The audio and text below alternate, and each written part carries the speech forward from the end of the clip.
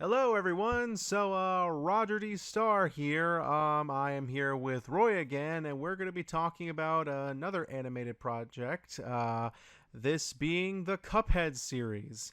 Introduce yourself, Roy. Hey, I'm Roy. You might remember me from the last podcast thing we did, and we're talking about the Cuphead show based on the game, which surprisingly is not as hard as the game. So that's good. Okay, so yeah, now for the Cuphead game. So, the Cuphead game I only knew about because I saw it in a trailer once. I didn't know that this was this very old, very long process that was going on for such a while. You see, so the Cuphead game was kind of like, I think, a 10-year project or 5, 10-year project where it was possibly, maybe, I could be wrong, the very first fully animated video game.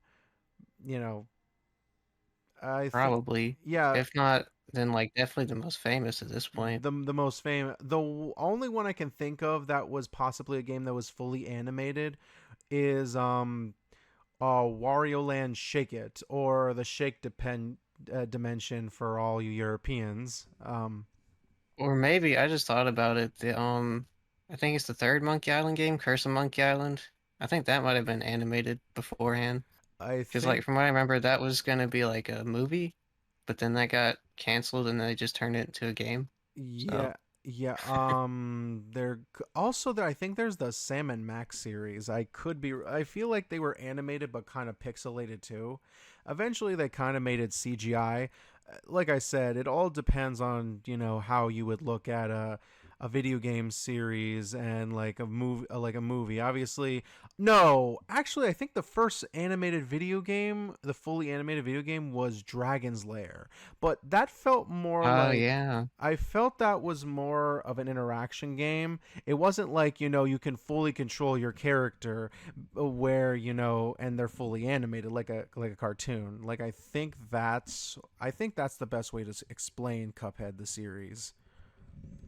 Yeah, Cuphead was probably like the first fully animated like action game, not just like regular game. So, interesting enough, when people saw this, obviously they were hyped. Originally, it came out for the Xbox, but then eventually it did come out on Steam, and then eventually it came out on Nintendo Switch, which is which, to be fair, at first I played the game on Steam, but my laptop wasn't powerful enough to handle as much as it could, so it kind of felt really weird to play the game on Steam. So eventually I just played it on the Nintendo Switch and bought it for the Nintendo Switch. And I feel like I gotten farther into the game on the Nintendo Switch than I did on Steam. Hmm. How far are you in it? I think I'm in the second world, the second area of the game. I think that's it, where the dragon is. That's all I can remember. Oh, you still haven't got past that dragon? Yeah, I still haven't beaten it yet. I know that just it's weird that I haven't beaten the game yet, even though the sequel, somewhat DLC, the Delicious Course came out. With Yeah, I think Miss Cuphead. I think that's what her name is, or no, I Miss think Chalice. Miss Chalice, which yeah.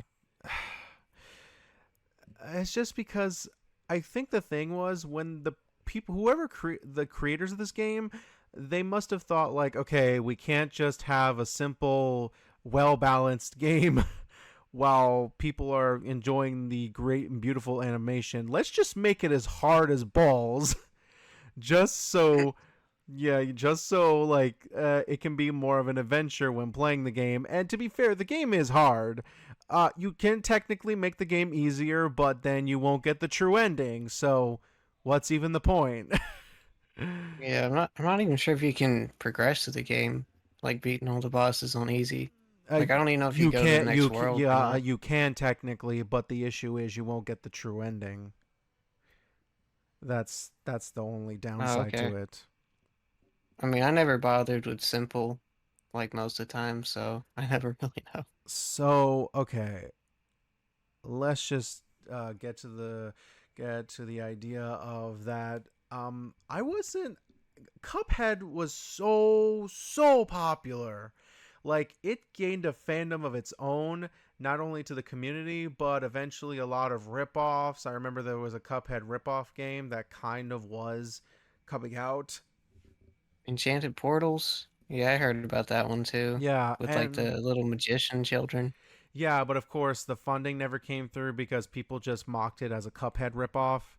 So I that think I think it's still like being developed.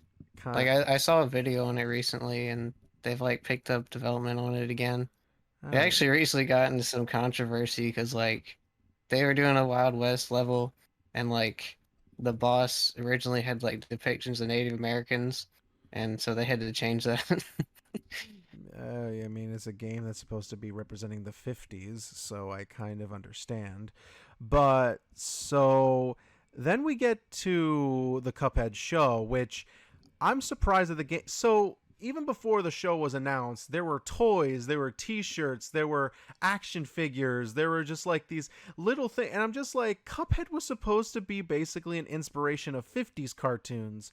So it's just so weird that this series became so popular as it is. Just one game made it to be so popular. I mean, something like Genshin Impact is popular too, but I feel like that's more of an open world, local player, multiplayer. But this game, even for the one game that it has become a phenomenon.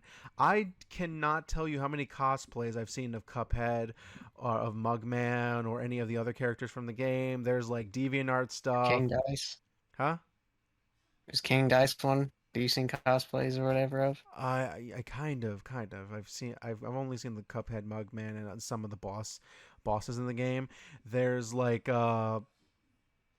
even some shorts, comic dubs, kind of fan comics, that are made of this whole thing.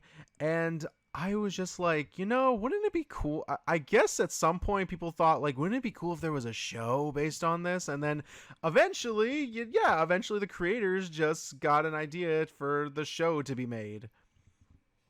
And that also took a long while before the show was ever released. But one thing in particular that before even we get to the show, I was expecting this to be a silent series for one thing. I expected it because remember this takes place in the 50s and yes, there was voice acting at the time, but I was not expecting the show to be fully voiced. I thought it would just be, just the characters like grunting or doing simple slapstick, and that kind of thing. I thought they would be going to that old style, but no, there is voice acting and the voices of Cuphead and Mugman, I got to say to myself, I don't know. I don't feel like those are the voices I thought of when I thought of the characters. I mean, how do you I feel? mean, yeah, same, but like I kind of got used to them. I Like mean, they kind of fit with the era, I guess, since it's like a 30s, 20s sort of thing.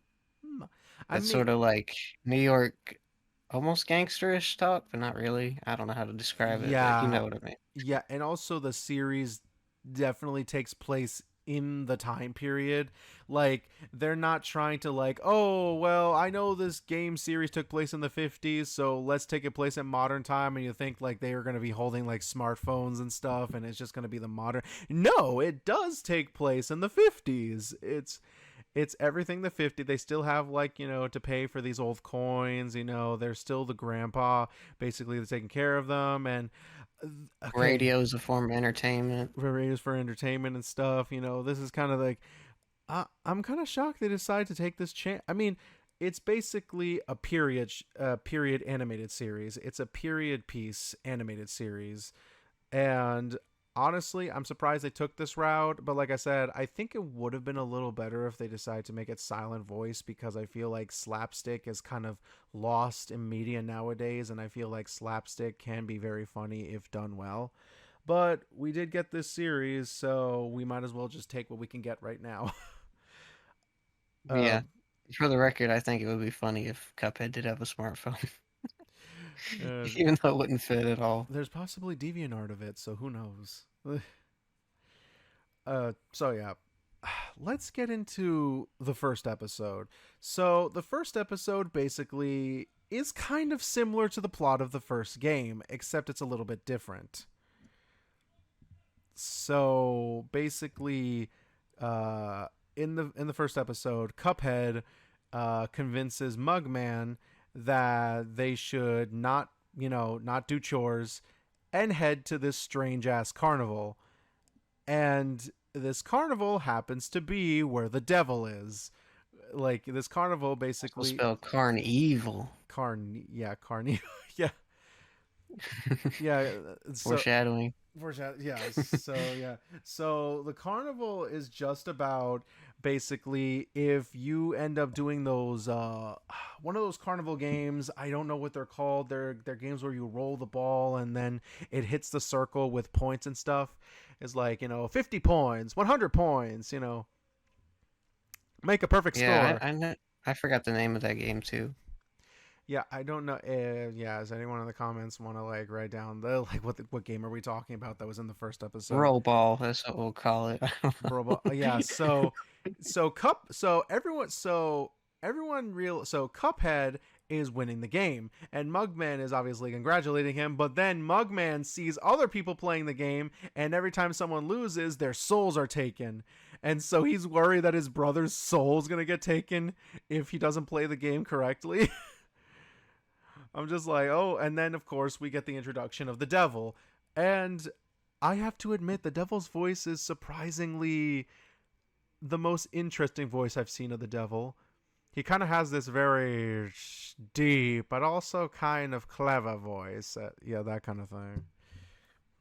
Got a lot of sass too. Well, it says this like it's just like you're not gonna like basically what he's doing is like he's trying to find ways of Cuphead trying to screw up and like everything goes wrong.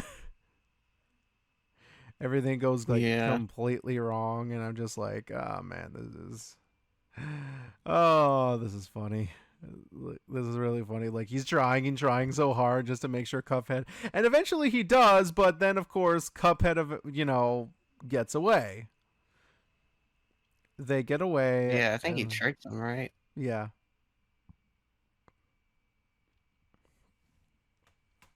yeah. So like he tricked him. He goes away, and then of course throughout most basically the devil's wish is to basically have Cuphead's soul. Like he is the soul that he wants the most out of everyone that he collects. Like throughout most of the series, we see him collecting souls, but all he gives a shit about is trying to get Cuphead and Mugman's soul. Yeah. Yeah. Kind of like the game, but different.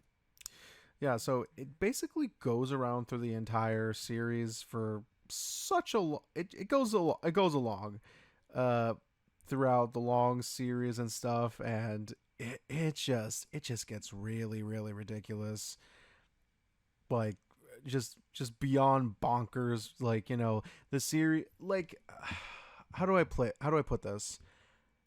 I feel that the series is funny, but it's mostly averagely funny. It can be funny, but then sometimes it can be the humor can get a little bit almost off. Like the humor is off sometimes. It's just like Like not predictable. like predictable in a sense, like very very predictable. It's like you kind of already know, like, oh, like what's gonna happen to Cuphead when he does this. Like, oh yep, he's just swishing around. He's just swishing around. And the one thing I will find unique about this series is that how the logic works in this show is just so interesting. It's just so Yeah. it's very interesting. At first, you think like, oh well, because it's like it's for like I said from the 50s, so you can't expect logic as much because it is a show about like cups with it is about a show with a cup with heads, so that's Yep. kind of what you expect. And but just things just go out of hand. So okay, now we're getting into like the favorite episodes of my, at least of mine. A few of them, for example, one of the earliest episode obviously is Baby Bottle, which it's where Cuphead and Mugman are taking care of this baby, and when they, of course, the baby starts to like go crazy. It starts at first, Cuphead is the only one noticing that the baby's evil, but then Mugman doesn't realize it until like maybe all until the very end, you know. But here's the thing that kind of drives me nuts. The baby is a literal baby bottle. Like Yeah, I'm just I thought like that was pretty clever, to be honest. it's clever, but when you start to think about it, I'm just like, wait, so what do you feed it? It's like Oh yeah. because because babies feed on baby bottles, so I'm just like, what do you feed a baby bottle? And they don't technically. I don't think they show you. I don't know if they show you what they feed what they feed it. I could be wrong, but like they either I maybe feel like Mugman did feed the baby, but I can't remember if he how used a bottle or not, or if he did even he. did. So what? If he used a bottle, does that mean that that bottle has a soul too, and that's also a baby, or is the baby eating another baby bottle? I'm just like, is it eating its own kind or something like that? And then it drives the question. It drives the question of like the like the it drives you the question like what like when you see Cuphead and Mugman get thirsty, they're drinking their own heads. They're drinking the straws out of their heads like they're milk, or I don't know what is it, water, is it milk, is it tea, like I think it might be milk. It's either that or water. It's definitely one of those two. At I'm least if just we're going by the game's logic. it's just like water, is it milk, it's like what are they drinking out of that, like don't you think they would lose their like I don't know their brain juice or Basically something. drinking their brains, yeah. Yeah, they're bringing their drain. It's just like, how does this world work? Other kettle is like mostly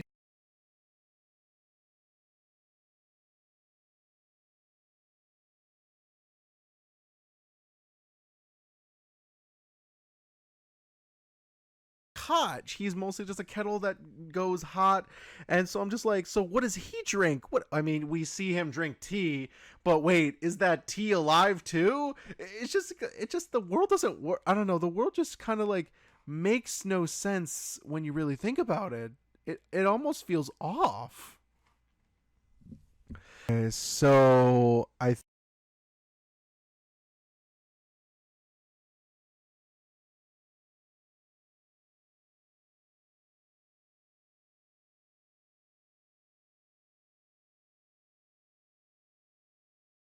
think another one is roll the dice, where we get introduced to the King Dice. We get introduced to King Dice, and to be fair, his opening introduction is pretty damn funny. It's pretty cool. Like I do love how he sings while he introduces himself, and the idea is that he works for the devil. It's like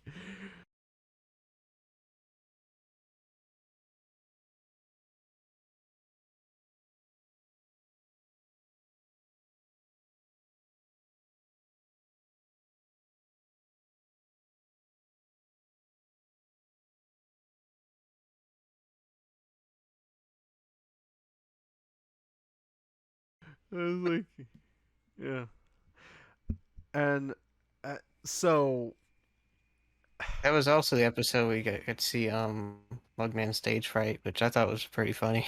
yeah, and then of course we kind of get that preview clip that I was wondering what that was in context.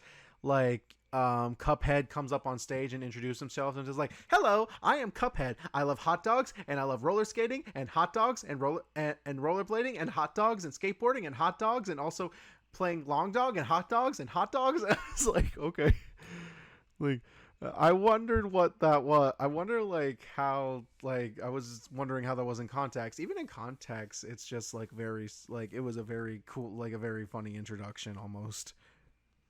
I guess he really loves hot Yeah. dogs. And also it kind of like really like it kind of goes backwards a little bit too, because you know how like I said in the first episode he felt like a champion, and then when he's playing the stage show Roll the Dice, he somehow is really bad at it. Like Yeah. yeah, he kind of sucks. And then I'm just like, wait, I thought he was really good at things. Why is he bad at this? Is it that he knows that this is Maybe he's just really good at that carnival game and not this. maybe? Or I was thinking like maybe he's like really smart. Maybe he knows that this is a trick, so he doesn't want to die. So he's pretending to like be a like look like a real complete loser in front of the King Dice and stuff. And then King Dice tries his best to make him win, and even when he's trying to give him the reward, instead of him taking the reward, he just decided like, ah man, this show is rigged. I'm just like, what? You're just giving me the prize. You're not even letting me earn it. I'm just like, wait, I'm sorry, what? I'm sorry. Even Like, Cuphead has standards. I'm just like, usually in most cases they just accept the prize. I'm just like, because most people just want to win the prizes in the big game. I'm surprised, and even the audiences leave. The audiences leave because they notice that the game is rigged, so they stop watching, and then so King Dice just like goes down to the devil and tells him that like, I'm sorry I couldn't do it, and yep, he's pretty much gone throughout most of the series. Yep. Yeah. Pretty much sidelined. But we'll probably see him again. Maybe we'll see him again. Um, another. Okay, so this one, in my opinion, is why I think this series works better with slapstick. It's called Sweater Luck Next Time. So this is actually a continuation of the previous episode. So Mugman realizes that Cuphead's soul's going to be taken because the devil's still after him, so he's getting afraid. So Mugman somehow makes him this special sweater that allows him to resist the devil, basically. This is episode 8. So it makes him resist the devil, and so the devil cannot take his soul.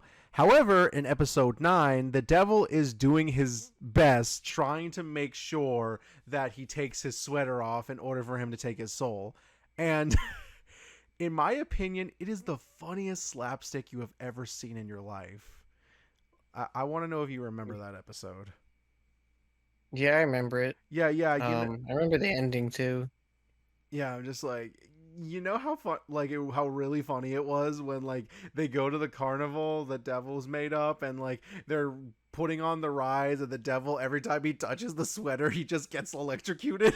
he just Yeah. he's like "Ah, ah."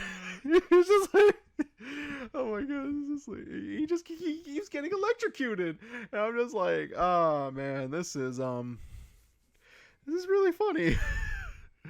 Yeah, and then when the devil realizes that he's not wearing the sweater and like he goes to give it soul, then like Mugman shows up with a sweater and just like sticks it on the devil and just The devil, shocks the crap out of him. and then it's like, it's like, I don't know, just seeing the devil just getting electrocuted and like almost just getting tased. It's just really funny. I don't know. It would just, I honestly think episode 9, Sweater Luck Next Time, is definitely like my favorite episode, because you just see the devil getting tortured just because he just wants Cuphead's soul. Like I said, really funny episode.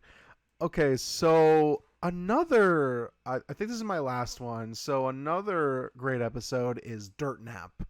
So Yeah, I like that one too. so it's a misunderstanding episode.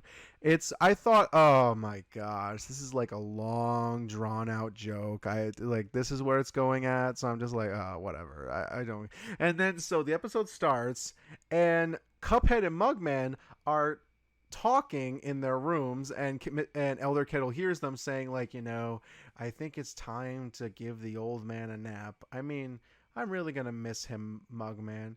Eh, he was pretty he was pretty standard to me. I'm just like, it's like I love, this is like pretty standard.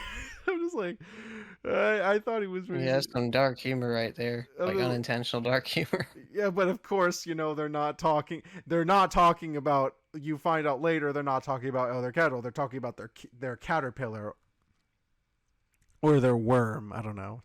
Their worm or their It was a caterpillar. worm. Yeah, like their worm because the worm died. So, but then Elder Kettle tries to like make them not make them bury him, which that's also a deep question. I'm just like, how? What are their afterlives? What are their deaths? It's like, do they like? How do even objects die? Like in this world, but I understand you're not supposed to question it, but there's animals and people that walk around too that are like old cartoon, but these are like cups and kettles. These are objects that are living. How do they die? Like, what if they break their head, they die? Like, don't you think by the next episode they would come back to life? I mean, for gosh dang, how many times has Dom and Jerry have almost died and somehow come back in the next episode? I don't know. I guess there's some logic behind it. I don't But know. I mean, hey, if there's hell in Cuphead's universe, maybe there's a heaven. Yeah. So okay. So Elder Kettle is basically just doing his best, like treating his boys super nicely, trying to see that he has energy still left in him. I, I definitely love when he's giving Cuphead his food. Is just like, here, Cuphead. I hope it's good enough for your standards. I'm just like, wow, he took that seriously. It's like, okay. I'm just like, okay, Elder Kettle. And then the more they talk, the more they're getting ready to like bury the worm, but then Elder Kettle thinks it's him. He's just like, oh no, they're gonna bury me. It's just like, I just love the yard. And so he's preparing himself like the military, trying to resist them, basically try to torture them, but then he fails miserably. And then only until the very end does he tell them, like, Elder Kettle, we're talking about the worm. I'm just like, a worm? It's like, you're not talking about me. You don't think I'm old and like I'm not ready. I'm ready to go. And then he just gets knocked out. And then of course the episode ends with him getting knocked out for a few seconds. And then Cuphead and Munga is just like, okay, I think we might need to bury him. Now get the shovel. I was like, whoa, that was kind of dark. I mean, wait, did they bury him? Because did he appear in episode 12, or I could be wrong? Kettle? Yeah, Elder Kettle. Yes, Okay, because the episode's about like repairing his glasses. so he. I was just like, I hope that's not the last we see of him, because I was thinking because it was right after episode 12. So I'm just like, oh, okay. So that was it. So yeah. All right. So, would you like to talk about your favorite episodes of the season? Sure. Well, the two that really come to mind, there's possibly like a third that we hadn't really talked about, but the one I remember liking the most was probably like Root Pact. That's with the the vegetables, they show up and just start basically taking over the place. Like, they're like freeloading pretty much, throwing a party on their They're lawn and stuff. freeloader con artists, and they kind of added something because I don't know if you've played the whole game at least as much as the game as I did, but so one of the bosses in the game was an onion, and the onion cries and becomes stronger in the game. But in this show, every time the onion cries, everybody starts crying because the onion is spreading its It's uh peeling and it smells. and it's kind of like giving away its scent. So I don't know, I don't know if you ever cooked before in your life, but like that's actually technically a real thing. If you cut an onion up, or if you kind of like peel it and like cook it, the kind of like the smell or the kind of steam of the onion, it makes your eyes really watery and it makes you cry. Like, I don't know if you ever had that Yeah, I experience haven't before. I haven't experienced that, but I know about it. Like I Yeah, know it's a thing that can happen. yeah, Also, I know that onions stink. yeah, they do stink, but like they do taste really good with food. But for example, if you try to cook an onion like for a really long time, they actually start to taste really sweet. Like Hmm. like they taste really sweet, and like when it's all brown and stuff, kind of like onion rings, they taste like really sweet and delicious. I'm just like, oh, it's just so good. Yeah, I really like onion rings.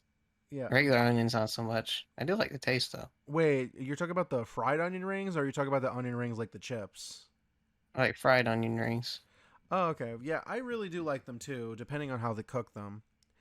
But yeah, that's kind of like what onions are. So like I find that what's funny about that episode is that it has the onions where like every time the onion cries, everyone else cries and stuff, and that's the joke. Yeah. Yeah. I also thought it was pretty accurate to like how they portrayed in the game for the most part. Like especially like the thing about the onion crying and all that. Like, that was one reason I really liked that episode. And just I don't know, I guess I found it entertaining, kind of funny. I mean, that was the second time we got to see Mugman's stage fright face, which I love. So Yeah. So any what were the other episodes? and oh yeah, next episode, let's see. It was oh yeah, we already talked about Dirt Nap. That's right. That was another one. Um, but I did also like the last episode in Charm's Way. I don't know if we're gonna talk about that now though, or I save mean, it for like towards actually, the end. if do you have anything to add towards Dirt Nap, like a favorite moment or like a thing I never mentioned? Pretty much what you said. Like when they were talking about let's just bury him in the backyard and hit the shovel and all that. Just Yeah. like, oh my God. Like the episode started out so innocently and it just got progressively darker as it went on. And I was just like, wow, I was not expecting this. I there are more episodes to this series, but I feel that like the show kind I feel like that's the rest I think the rest of the series is just like where it's just okay standards, like episode 3, Ribby and Croaks. I mean, it involves the two punching bag frogs who weirdly enough still have their boxing gloves even when they're in this fancy restaurant and stuff, but I felt like that wasn't really a memorable episode because it was just them just trying to treat their mom nicely and trying to be good boys and stuff. That's all it was. They were just trying to be good brothers instead of fighting, and it's just like an episode of like don't fight with your siblings because it can lead to problems. Always learn to stick together and do some good things. Then there are some like, and then there's a plain episode in the next one, Handle with Care, where Mugman loses his handle, which I guess is considered a disgusting thing, as that's what Elder Cat has his like his reaction like when Mugman's handle breaks off. It's just like he's disgusted by it. I don't know how that's like a maybe it's like I don't know what the handle's even supposed to do. Like what is that even supposed to like what's even the It's point? just like their hair or something, I guess. It's just Maybe part of their head. maybe the I think it's supposed to be their ear. No, I don't think it's their no, he can still hear. Maybe it's like I don't know. It's just weird. I don't know. It's just like it doesn't explain well of like why they're kind of disgusted or disturbed that his handle broke. I mean, don't they usually grow back? It's just weird. I don't know. I guess it's just like how, you know, just if a person's disfigured, then it's just kind of looks weird or like ugly in a sense. I I, Although I don't know if they're necessarily disfigured, I but mean, I understand disfigured. that's the only real life. I don't want to get too That's the much only real into life thing I can think of. yeah, I don't want to get too deep into that, but like because I feel like it's wrong to do so. But yes, I mean Yeah, probably. I understand disfigured people, but it's just like I mean, yeah, I understand like someone like maybe lost an arm by accident. There's like this weird thing about them that their skin color or like isn't the right color they're supposed to be, like because of the factor of like a sunburn or like something that they grew up with, or someone grew with a skin condition where they can't be too much in the sun. Sometimes it's like sun damage and stuff, or like they have to have sunscreen all the time. They have to be more protective and everything. Like I completely understand that. It's just a very weird type of thing, that I don't know. I felt like I wasn't really laughing at all, through Mugman's, pain and stuff. And then there's like the ghost But I episode. don't want to be Bowl Boy. Yeah. And then there's like the ghost episode. And that's the one where I'm just like, I guess that's supposed to be the Halloween type episode, but it felt really simple. I mean, it didn't felt that great, to be fair. It wasn't bad. It just wasn't Yeah, great. I kind of felt like that was one of the weakest episodes too, because I wasn't like super interested in that one either. It was mostly forgettable.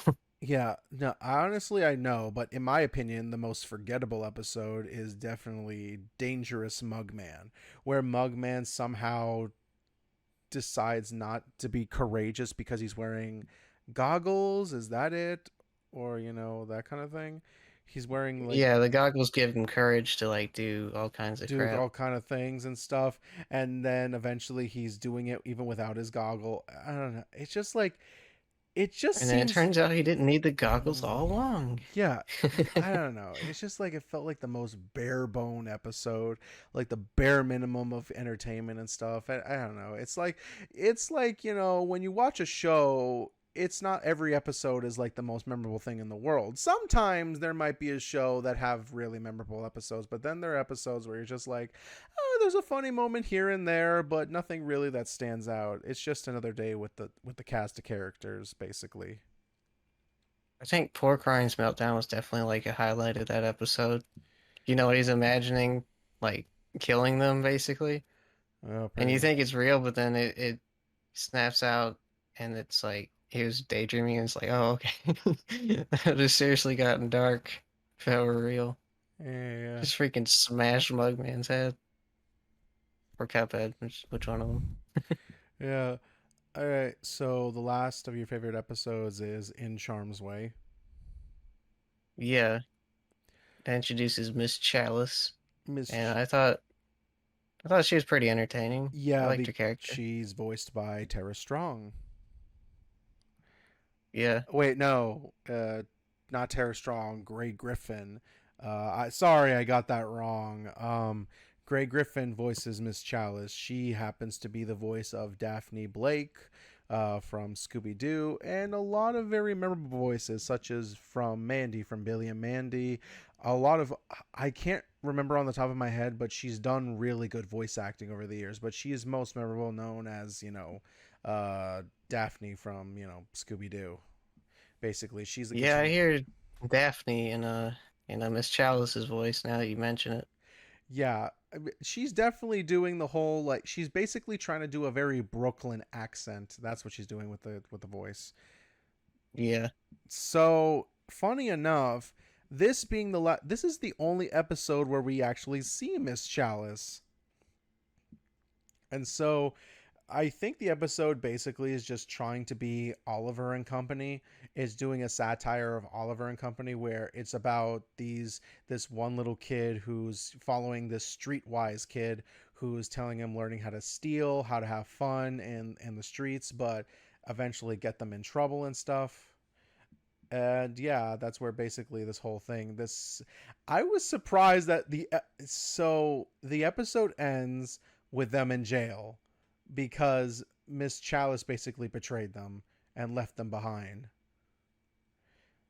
So that's already a sad point right there.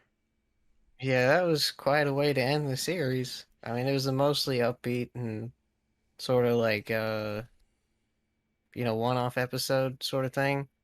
But then that added like that sad bit of continuity at the end. Just like dang.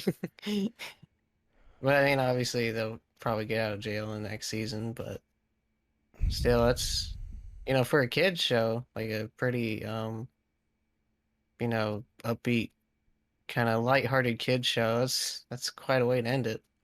Yeah, it really is.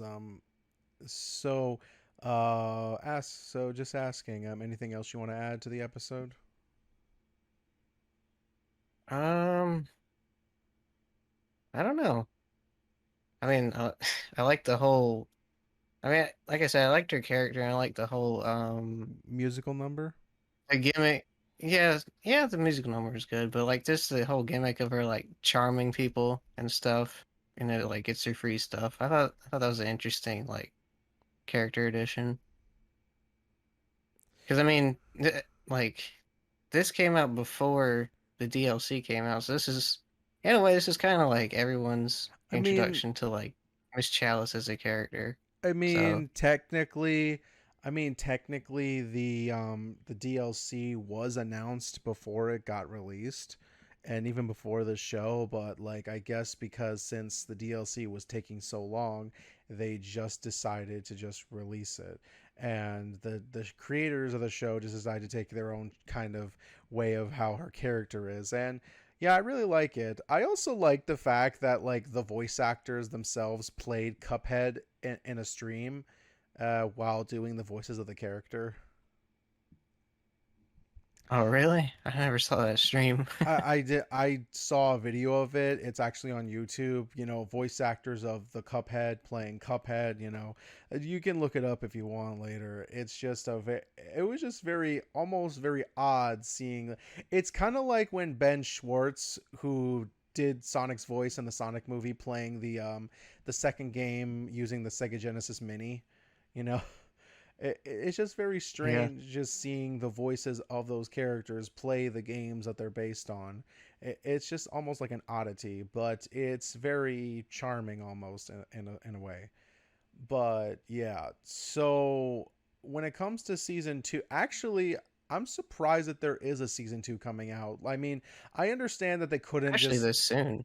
Yeah, I'm surprised that there was a season two. Yeah, I'm surprised that a season two is coming out because originally when the show came out, it didn't get too much critical acclaim. I'm very aware that people are kind of split on this series. They do love the charm that it's from the 50s and they do love a bunch of the humor, but then they also feel like some of it's very slow, some of it's a bit off. There's not that much entertainment as much as we want to, and I totally understand. I'm kind of like on the fence too. I don't think it's a bad series. I think it has some really good things about it that I feel like if they decide to do, like if we get more episodes like Sweater Luck next time, which honestly is my favorite episode, I think we can get a definitely really good series here if they decide to do more stuff like that. Like, let's play with the comedy. Let's have physical comedy because they're already animated already, but like make the physical comedy with very good dialogue. I feel like if they really try so hard in the next season, we could get something really good here. Honestly. That's Yeah, I agree. Yeah, we can get something really really good and I feel that's something that should be notified. So yeah. So I mean, as it is, I think the show is like overall pretty good. It's definitely a pretty good adaptation of the game, even though it's quite different from the game, especially as like I mean the major with the difference. lore and some characterizations. But I mean, for the most part, it's pretty accurate and to like the spirit of the game and that world. Yeah, So I think it's pretty good just for that. I feel And like I definitely think like the second half was better than the first half, at least for me. That's when I really started to like get into the show. It's like the second half. But I don't think the first half was that terrible either though, so I don't really know what that was about, but that was just my personal feelings. yeah.